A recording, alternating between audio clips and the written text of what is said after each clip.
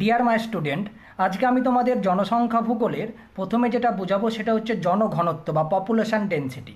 জনঘনত্ব বলতে বোঝায় কোনো একটা দেশের মোট জনসংখ্যা এবং সেই দেশের মোট জমির পরিমাণকে, অর্থাৎ কোনো অঞ্চলের মোট জনসংখ্যাকে সেই অঞ্চলের মোট জমির পরিমাণ দিয়ে ভাগ করলে তাকে আমরা বলছি জনঘনত্ব। যেমন আমরা ভারতবর্ষের ক্ষেত্রে দেখো, ভারতবর্ষের 2011 সালের জনসমীক্ষা অনুসারে ভারতবর্ষের মোট জনসংখ্যা হচ্ছে 121 কোটি এবং তার সাপেক্ষে ভারতবর্ষে মোট জমির পরিমাণ হচ্ছে 32,87,782। তাহলে ভারতবর্ষের জনঘনত্ব হচ্ছে 382 জন প্রতি বর্গ কিমি। অর্থাৎ মোট জনসংখ্যাকে মোট জমির পরিমাণ দিয়ে যদি আমরা ভাগ করি তাহলে কোনো দেশের জনঘনত্ব পাবো। সেই নিরিখে ভারতবর্ষের জনঘনত্ব হচ্ছে 382 জন প্রতি বর্গ কিমি। Very very important. ওকে, এই দেখো, এবার জনঘনত্বের দিক থেকে যদি রাজ্য ভিত্তিক করা যায় তাহলে ভারতবর্ষের বিহার রাজ্যে সবচেয়ে বেশি জনঘনত্ব বেশি, সেখানে 1102 জন প্রতি বর্গ কিমিতে। এবং অরুণাচলে জনঘনত্ব সবচেয়ে কম, অর্থাৎ 17 জন। অর্থাৎ এটার হচ্ছে এ, এটার হচ্ছে বি, এ বি, মানে বিহারে বেশি আর অরুণাচলে কম। আবার ঠিক কেন্দ্রশাসিত অঞ্চলের মধ্যে দিল্লিতে সবথেকে বেশি 11,297 জন এবং আন্দামানে সবচেয়ে কম 47 জন। অর্থাৎ মোট জনসংখ্যার মোট জমির পরিমাণকে আমরা বলছি জনঘনত্ব। ভারতবর্ষের জনঘনত্ব 382 জন প্রতি বর্গ কিমি। ড্যাশ রাজ্যে জনঘনত্ব বেশি বিহার, ড্যাশ রাজ্যে জনঘনত্ব কম অরুণাচল প্রদেশ, ড্যাশ কেন্দ্রশাসিত অঞ্চলে বেশি দিল্লি, ড্যাশ কেন্দ্রশাসিত অঞ্চলে কম আন্দামান নিকোবর দ্বীপপুঞ্জ। অর্থাৎ দুটোই অ দিয়ে মনে রাখবা, এটা এটা দুটোই অ।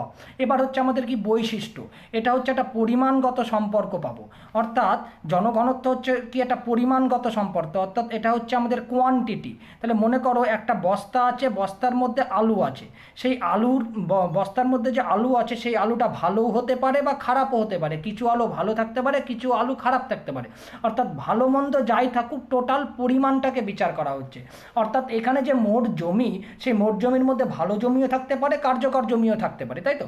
এখানে যে মোট জমিকে তুলনা করছি, মোট জমির মধ্যে ভালো জমি থাকতে পারে, কার্যকর জমি থাকতে পারে। সুতরাং এটা একটা পরিমাণগত সম্পর্ক, মানে ভালো মন্দ দুই জমিকেই বিশ্লেষণ করা হচ্ছে। দ্বিমাত্রিক সম্পর্ক, একটা জমি আছে, একটা জমির কি আছে, দৈর্ঘ্য আছে এবং কি প্রস্থ আছে। অর্থাৎ এটা একটা দ্বিমাত্রিক সম্পর্ক, একটা দৈর্ঘ্য থাকবে এবং একটা কি প্রস্থ থাকবে। একটা হচ্ছে জনসংখ্যার চাপ, কোনো দেশে জনসংখ্যার চাপ কতটা তার জনঘনত্বের সাহায্যে নির্ণয় করা যায়। যেমন দেখা গেল ভারতবর্ষের জনঘনত্বের চাপ কত, 382 জন প্রতি বর্গ কিমি। অর্থাৎ প্রতি বর্গ কিমিতে এখানে 382 জন থাকে। আবার সেই নিরিখে বিহারে প্রতি বর্গ কিমিতে 1102, আবার অরুণাচলে প্রতি বর্গ কিমিতে 17 জন। অর্থাৎ কোথায় কত বা কোথাও বেশি না কোথাও কম, অর্থাৎ জনসংখ্যার চাপ বেশি না কম, সেটা আমরা জনঘনত্বের সাহায্যে নির্ধারণ করতে পারছি। ওকে, এবার হচ্ছে দেশের অবস্থা। দেশের অবস্থা মানে কি, এই যেহেতু জনঘনত্বের সাহায্যে আমরা শুধুমাত্র কার্যকর জমিকে তুলনা করছি না, মোট জমিরকে তুলনা করছি, অর্থাৎ ভালো মন্দ দুটো জমিকেই এখানে বিচার করা হচ্ছে। তাই দেশের সঠিক অবস্থান নির্ধারণ করা যায় না। ওকে, কাম্য জনসংখ্যার ধারণা, এটা আমি পরবর্তীকালে বলে দিচ্ছি, যখন আলোচনা করব তখন সেটা বলে দিব। এবার অর্থনৈতিক উন্নয়নের ইঙ্গিত, এর মাধ্যমে কোনো দেশের অর্থনৈতিক উন্নয়নের ইঙ্গিতটাও ঠিকঠাক পাওয়া যায় না, কারণ এখানে শুধুমাত্র ভালো জমিটাকে তুলনা করা হয় না, ভালো মন্দ দুটোকেই তুলনা করা হয়। সেই জন্য এর মাধ্যমে অর্থনৈতিক উন্নয়নের ইঙ্গিত পাওয়া যায় না। দেখা যাচ্ছে কোনো দেশে ভালো জমির পরিমাণ বেশি, অর্থাৎ এখানে যে মোট জমি আছে, এখানে যে আমরা মোট জমির পরিমাণ তুলনা করছি, এই মোট জমির মধ্যে দেখা যাচ্ছে যে কার্যকর জমির পরিমাণ যদি কোনো দেশে বেশি হয় তাহলে অর্থনৈতিক উন্নয়নটা ভালো হবে। কোনো দেশে যদি কার্যকর জমির পরিমাণ কম হয়, অর্থনৈতিক উন্নয়নের পরিমাণটা ভালো হবে না। কিন্তু জনঘনত্বে কি, সেখানে কার্যকর জনঘনত্বের সাহায্যে অর্থনৈতিক উন্নয়নের ইঙ্গিতটা পাওয়া যায় না। কারণটা আমি আবার বললাম, যেহেতু মোট জমির পরিমাণ এখানে তুলে ধরা হচ্ছে, ভালো জমি না খারাপ জমি, কার্যকর জমি না অকার্যকর জমি, সেটা তুলে ধরা হয় না। সুতরাং দেশের অর্থনৈতিক উন্নয়ন ভালো না মন্দ সেটা হচ্ছে না। যদি কম থাকে কার্যকর জমি তাহলে অর্থনৈতিক উন্নয়ন কম হবে, যদি কার্যকর জমি বেশি থাকে তাহলে অর্থনৈতিক উন্নয়ন বেশি হবে। কিন্তু যেহেতু জনঘনত্বে ভালো মন্দ দুটো কোনো জমিকেই তুলনা করা হয় না, শুধুমাত্র মোট জমিকে তুলনা করা হয়, তাই অর্থনৈতিক উন্নয়নের ইঙ্গিত পাওয়া যায় না। ওকে, ডিয়ার মাই স্টুডেন্ট, এবার আমি তোমাদের ম্যান ল্যান্ড রেশিও বা মানুষ জমি অনুপাত নিয়ে আলোচনা করব। দেখো, এখানে মানুষ জমি অনুপাত হচ্ছে ঠিক একটু জনঘনত্বের থেকে আলাদা। এখানে মোট মানুষ জনসংখ্যা আর মোট কার্যকর জমি। দেখো জনঘনত্বে আমরা কি করেছিলাম, এখানে জনঘনত্বে মোট জনসংখ্যা যা ছিল এখানেও তাই আছে, কিন্তু ওখানে কি ছিল মোট জমি, কিন্তু এখানে শুধুমাত্র কার্যকর জমিটা তুলনা করা হলো। অর্থাৎ যে সমস্ত জমিটুকু শুধুমাত্র সম্পদ উৎপাদনের জন্য আদর্শ সেই জমিটাকেই মানুষ জমি অনুপাতের মধ্যে আনা হয়। তাহলে মোট জনসংখ্যা এবং মোট কার্যকর জমির অনুপাতকেই আমরা বলছি ম্যান ল্যান্ড রেশিও। এখানে মোট জনসংখ্যা ওখানে যা ছিল তাই, আর এখানে কি কার্যকর জমি হচ্ছে 28,27,492 জন।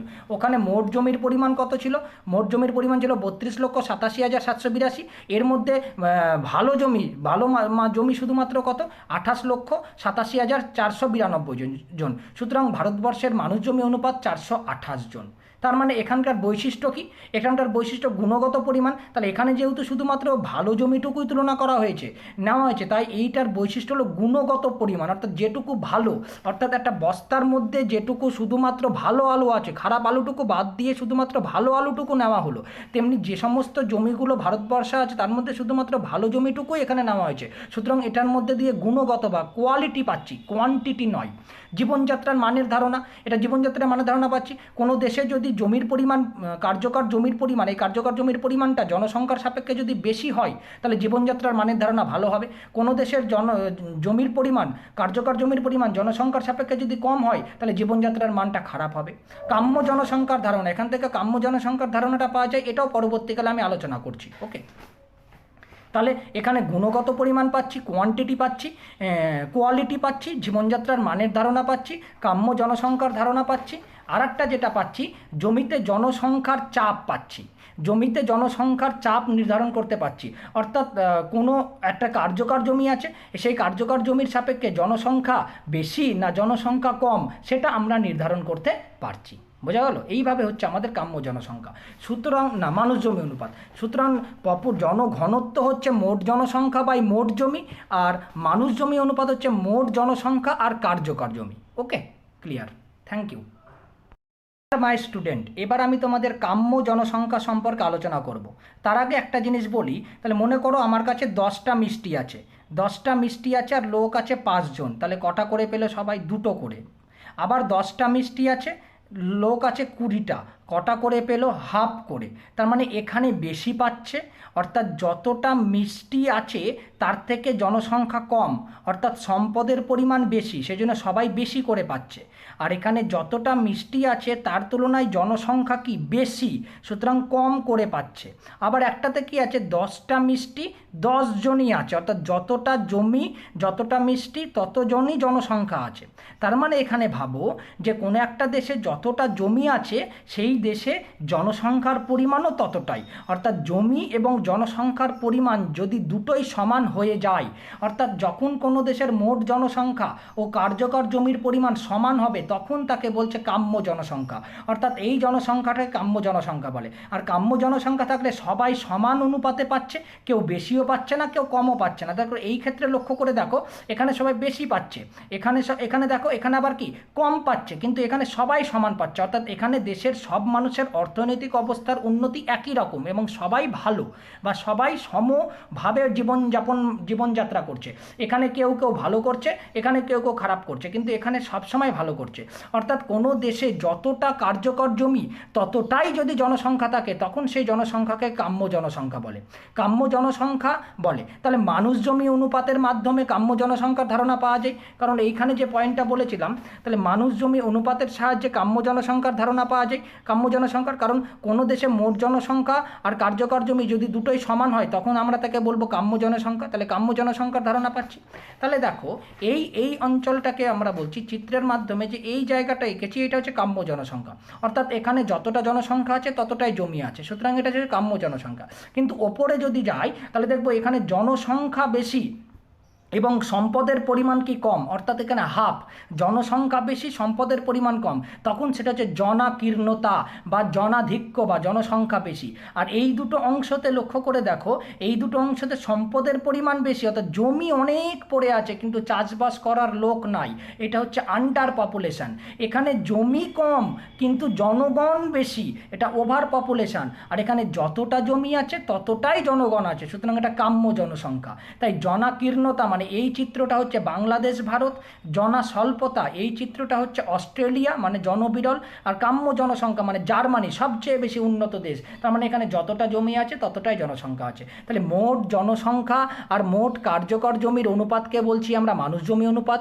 মোট জনসংখ্যা আর কার্যকর জমি যদি সমান হয় তখন তাকে বলবো কাম্য জনসংখ্যা, আর মোট জনসংখ্যা আর মোট জমিকে আমরা বলবো জনঘনত্ব।